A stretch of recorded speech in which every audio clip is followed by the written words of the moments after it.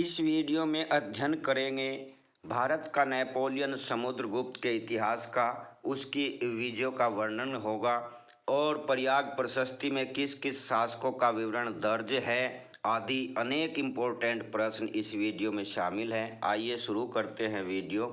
आर्यावर्त का प्रथम युद्ध किसने जीता? आर्यावर्त का प्रथम युद्ध आर्यावर्त के उन राज्यों को कहा जाता है, उन राज्यों की विजय को जो समुद्रगुप्त ने की थी। ये समुद्रगुप्त ने किया। नंबर 2, पृथ्वी का प्रथम वीर की उपाधि किसे मिली है? ये समुद्रगुप्त को मिली है। प्रश्न नंबर 3, समुद्रगुप्त को भारत का नेपोलियन कहा जाता है। भारत का नेपोलियन समुद्रगुप्त को किसने कहा था? ये विंसेंट स्मिथ ने ये उपाधि उनको दी थी। किस लेख में समुद्रगुप्त को पृथु राघव आदि से बढ़कर दानी कहा गया है? जो प्रसन्न होने पर कुबेर और रुष्ट होने पर यमराज होता है, ये एरन लेख में कहा गया है, जिसमें उनके विषय में जानकारी मिलती है। नंबर 5, समुद्रगुप्त की पत्नी का क्या नाम है? दत्ता देवी इनकी पत्नी का नाम मिलता है। नंबर 6, समुद्रगुप्त कौन सा यंत्र बजाने में पारंगत था? वेरी इंपॉर्टेंट है, ये वीणा वादन में एक्सपर्ट थे, वीणा बजाते थे। वीणा वाले सिक्के इनके मिले हैं। अश्वमेध यज्ञ करने वाला गुप्त शासक कौन था? समुद्रगुप्त ने अश्वमेध यज्ञ किए थे। और समुद्रगुप्त का संधि विग्रह कौन था? संधि विग्रह या विदेश मंत्री, ये महाकवि हरिसेन थे। प्रयाग प्रशस्ति का संबंध किस शासक से है? ये समुद्रगुप्त से है। अन्य शासकों भी इसमें के वर्णन है जो आगे बताएंगे। नंबर नेक्स्ट, प्रयाग प्रशस्ति का लेखक कौन है?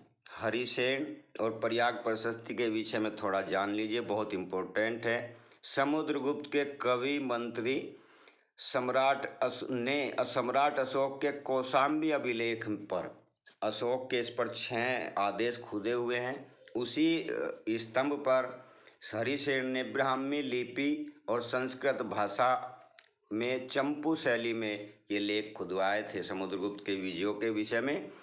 इसी स्तंभ पर आगे जहांगीर ने भी अपना लेख खुदवाया और अकबर जो है इसके स्तंभ को इलाहाबाद के किले में ले गए थे और वहीं पर जहांगीर ने भी लेख खुदवाया। परवर्ती काल में यानी बाद के काल का एक देवनागरी लेख भी इस पर है, एक रानी का लेख भी इस पर मौजूद है।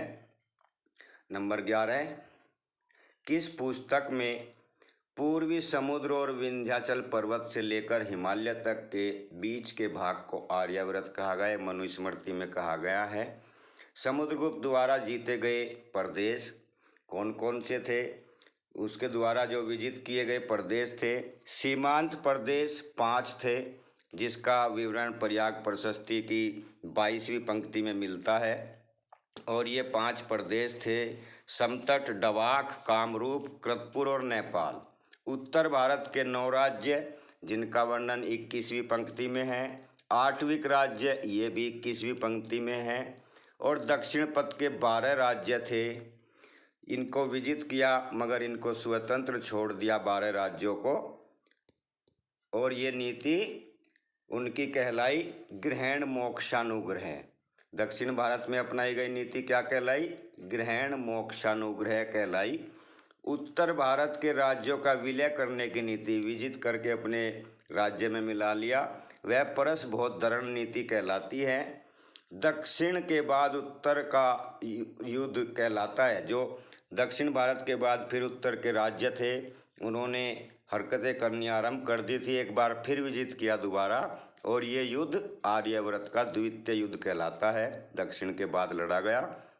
नंबर 16, समुद्रगुप्त ने 3 वर्ष के अभियान में कितनी यात्रा की? अपने युद्ध काल के दौरान उन्होंने 3000 मील की यात्रा लगभग की।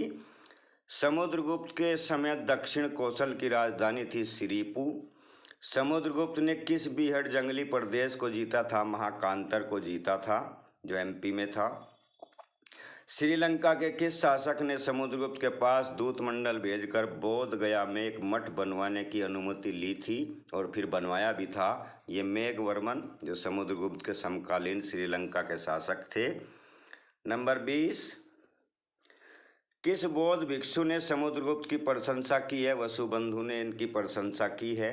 किसने समुद्रगुप्त की विजयों को दक्षिण विजय को धर्म विजय कहा है? राय चौधरी ने धर्म विजय ने नाम दिया है, विजित करके फिर उनको स्वतंत्र कर दिया था। स्वयं को लिच्छवी दोहित्र कहकर कौन गौरवान्वित होता था? ये समुद्रगुप्त था। ये चंद्रगुप्त प्रथम और लिच्छवी राजकुमारी कुमार देवी का पुत्र था, इसलिए स्वयं को लिच्छवी दोहित्र कहकर भी गौरवान्वित होता था। इनसे अगली वीडियो में अध्ययन करेंगे महान राजा चंद्रगुप्त द्वितीय विक्रमादित्य का।